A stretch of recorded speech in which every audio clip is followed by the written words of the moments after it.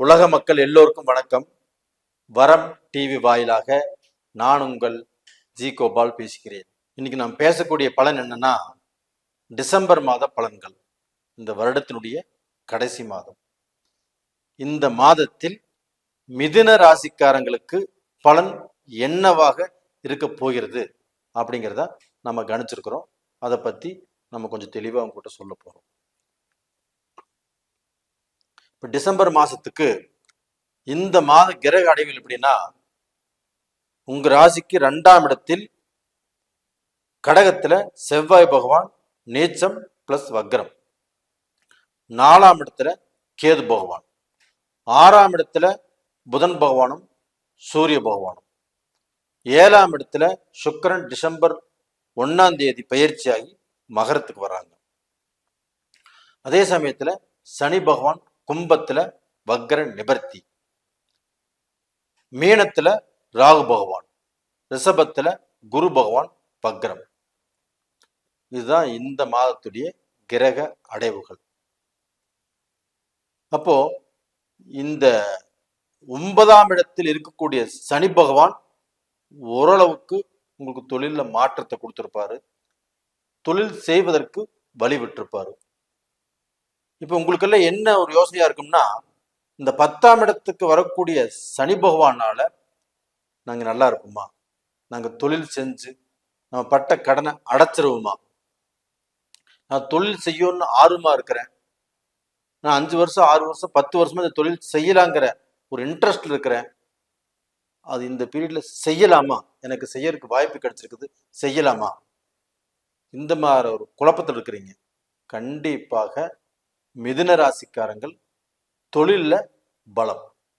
அப்ப தொழில் ரூபத்துல நீங்க எது செஞ்சாலும் உங்களுடைய பொருளாதார வாழ்க்கை நல்லா இருக்கும். அப்ப தொழில சம்பாதிப்பீங்க, கடனையும் கட்டுவீங்க. ஆனா அதே சமயத்துல உங்களுடைய ராசிக்கு 12ஆம் இடத்தில் இருக்கக்கூடிய குரு பகவான், அப்ப அந்த 12ஆம் இடத்தில் இருக்கக்கூடிய குரு பகவான் என்ன பண்ணுவாரு, நீ சம்பாதிக்கிறியா சம்பாதி, உனக்கு அதுக்கு தகுந்த மாதிரி நான் செலவு வைக்கிறேன், அப்புறம் ஏதாவது ஒரு விரயத்தை கொண்டு வந்து உங்க முன்னாடி நிறுத்திட்டே இருப்பாரு. அப்ப அந்த குரு பகவான் 12ஆம் இடத்துல இருக்கிறதுனால கண்டிப்பாக உங்களுக்கு விரயங்கள் உருவாகும். அப்ப அந்த விரய செலவுகளை சுப விரயங்களாக, நல்ல செலவுகளாக, நல்லதுக்கு செலவு பண்ற மாதிரி அதை நம்ம பயன்படுத்திக்கிறது நம்மளுடைய புத்திசாலித்தனம். அப்படி இல்லைன்னா உங்களுக்கு மாசம் மாசம் அந்த குரு பகவான் 12ஆம் இடத்துல இருக்கிறதுனால ஏதாவது ஒரு செலவை உங்களுக்கு உருவாக்கிட்டே இருப்பாரு. அப்ப இந்த செலவுனால நம்ம மனசு கஷ்டப்படும். அதே சமயத்துல நம்ம சம்பாதிப்போம், சம்பாதிக்கிறத சேவ் பண்ண முடியாது. இந்த வருஷம் இவ்வளவு சம்பாரிச்சேன், இந்த மாசம் இவ்வளவு சம்பாரிச்சேன், சம்பாரிச்ச காசெல்லாம் எங்க போச்சுன்னே தெரியல.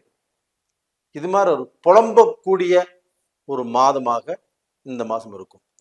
அது போக பாத்தீங்கன்னா உங்களுடைய ராசி நாதன் உங்களுடைய ராசிக்கு 6ஆம் இடத்துல வக்ர கதியில் இருக்கிறாங்க.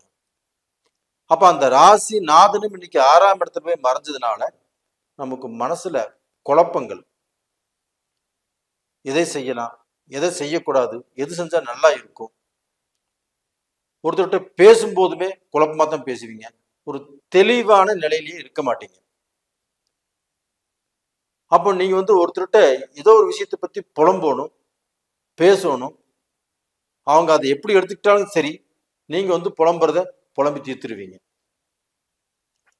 அப்ப அந்த மாதிரி சூழ்நிலை தான் இந்த புதன் பகவானும் கொடுத்துட்டு இருக்கிறாரு. அதே சமயத்துல பாத்தீங்கன்னா உங்களுடைய ராசிக்கு ஒரு விஷயம் இப்போ 6ஆம் இடத்துல இருக்கக்கூடிய சூரிய பகவான் டிசம்பர் மாதம் 15ஆம் தேதி 7ஆம் இடத்துக்கு வர்றாரு. இப்ப அந்த 7ஆம் இடத்துல இருந்து அந்த சூரிய பகவான் உங்களுடைய ராசியவே பார்க்கிறார். அப்ப உங்க ராசியை பார்க்கறதுனால டிசம்பர் 15ஆம் தேதிக்கு மேல சூரிய பகவானுடைய பார்வை மிதுனத்துல விழுகுது.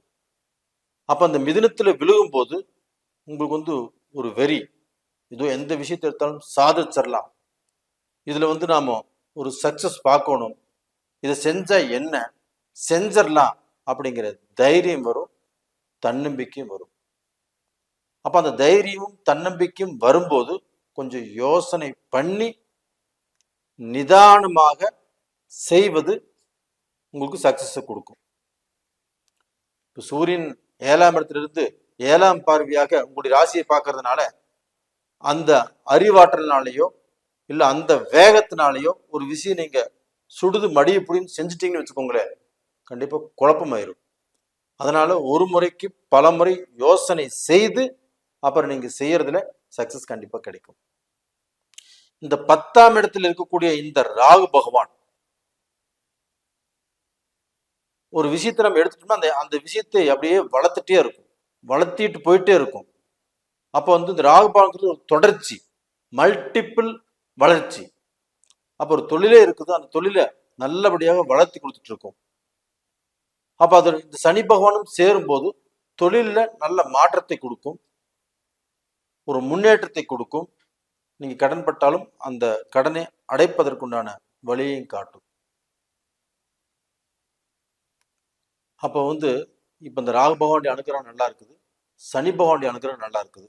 ஆனா அதே சமயத்துல அந்த சுக்கர பகவான் அப்படிங்கிறது உங்களுக்கு 8ஆம் இடத்துல இருக்கிறாங்க. அப்ப அந்த சுக்கர பகவான் 8ஆம் இடத்துல மறைஞ்சிட்டாங்க. இப்படி மறையும் போது சுபகாரியங்கள் பண்ணலாமா? ஒருத்தருக்கு சுபகாரியம் பண்ணணும், கல்யாணம் நடக்கணும் அப்படின்னாவே சுக்கர பகவானுடைய அனுகிரகம் ரொம்ப முக்கியம், ரொம்ப ரொம்ப முக்கியம். அது போக முழு சுபகிரகமான குரு பகவானுடைய அனுகிரகமும் நல்லா இருக்கணும். அந்த குரு பகவான் உங்க ராசிக்கு 12ஆம் இடத்துல மறைஞ்சிட்டாரு, சுக்கர பகவானும் 8ல மறைஞ்சிட்டாரு. அப்ப இந்த சமயத்தில் நம்ம எப்படி நாம மேரேஜ் பண்றது அப்படிங்கிற குழப்பங்கள் வரும். கண்டிப்பாக இந்த மாதிரி சமயத்துல திருமண பேச்சை நீங்க எடுப்பதோ, திருமணத்துக்கோசரம் பொண்ணு பார்க்க போறதோ, இல்லை பார்க்க போன அந்த மாப்பிள்ளை திருமணத்துக்கு ரெடி ஆகிறதோ இந்த சமயத்துல கொஞ்சம் கால தாமதம் பண்ணி செய்யுங்க. அது போக உங்களுடைய ஜென்ம ஜாதகத்துல நடக்கக்கூடிய தசா புத்திகள் நல்லா இருந்துச்சுன்னா தாராளமாக செய்யலாம். அதே சமயத்துல குரு பலன் ஆகப்பட்டது பொண்ணுக்கோ மாப்பிள்ளைக்கோ யாரோ ஒருத்தருக்கும் அந்த குரு பலன் இருக்கணும். அப்படி இருக்கும்போது திருமணம் செஞ்சால் அந்த திருமணம் நல்லபடியாக குறையில்லாமல் நடக்கும். இப்ப படிக்கக்கூடிய மாணவர்கள் அவங்களுக்கு எப்படி இருக்கு அப்படின்னா 10 ஃப்ரெண்ட்ஸ் இருப்பாங்க, 10 விதமான ஐடியாக்கள் கொடுப்பாங்க. ஒவ்வொரு நாளைக்கும் நான் இதை செய்யறேன், அதுக்கு அடுத்த நாள் இது வேண்டாம் நான் அதை செய்யறேன், அதுக்கு அடுத்த நாள் இது எல்லாத்தையும் விட்டு இது செஞ்சா எனக்கு நல்லா இருக்கும். அப்போ ஒரு முடிவுக்கே வரமாட்டாங்க.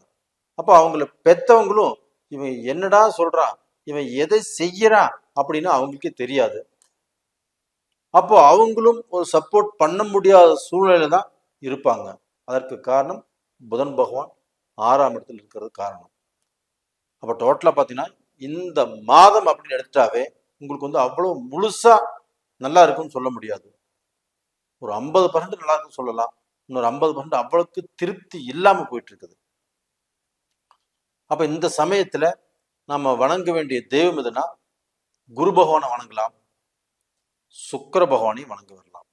அப்படி வணங்கி வரும்போது நம்மளுக்கு குரு பகவானால் நடக்கக்கூடிய அந்த நம்ம குரு பகவான் நமக்கு நல்லதுதான் நடக்கணும். அப்ப அந்த குரு பகவானால நமக்கு விரயத்தில் கொண்டு போய் விடுறாரு, அந்த விரயங்கள் உங்களுக்கு வராமல் இருக்கிறதுக்கும், சுபகாரியங்கள் தடைபடுறதுக்கும், சுபகாரியத்தை பத்தி நீங்க பேசினாலும் அது நல்ல ஒரு முடிவு வராம போறதுக்கும் இந்த குரு பகவான் சுக்கிர பகவானுடைய இந்த மறைவு ஸ்தானங்கள் தான் காரணம். அதனால இந்த குரு பகவானையும் சுக்கிர பகவானையும் வணங்கி வாங்க. ஆனா இந்த கேது பகவானுக்கு ராசிக்கு 4ஆம் இடத்துல இருக்கிறாங்கன்னா அந்த கேது பகவானை குரு பகவான் 5ஆம் பார்வையாக அந்த கேது பகவானை பார்த்துடுறாரு. அப்ப அந்த 4ஆம் இடத்திலிருந்து உங்களுடைய சுகம், உங்களுடைய உடல் ஆரோக்கியம் இதை கெடுத்து கொண்டிருந்த அந்த கேது பகவான் இந்த குரு பார்த்ததுனால உங்களுக்கு உடல் ரீதியான பிரச்சனைகள் வராது, வரும், வந்து தீரும். அதனால பெரிய பிரச்சனைகள் வராது. அப்ப டோட்டலா பாத்தீங்கன்னா இந்த மாதத்துல நீங்கள் ஓரளவுக்கு நிதானமாக செயல்படுவது நல்ல விஷயம். நேயர்களே, இந்த பதிவு பிடிச்சிருக்குன்னு நினைக்கிறேன். பிடிச்சிருந்தா லைக் பண்ணுங்க, சப்ஸ்கிரைப் பண்ணுங்க, உங்களுடைய சொந்த பந்தங்களுக்கும் உங்களுடைய நண்பர்களுக்கும் ஷேர் பண்ணுங்க. நான் உங்களிடமிருந்து விடைபெறுவது உங்களின் ஜி கோபால். நன்றி, வணக்கம்.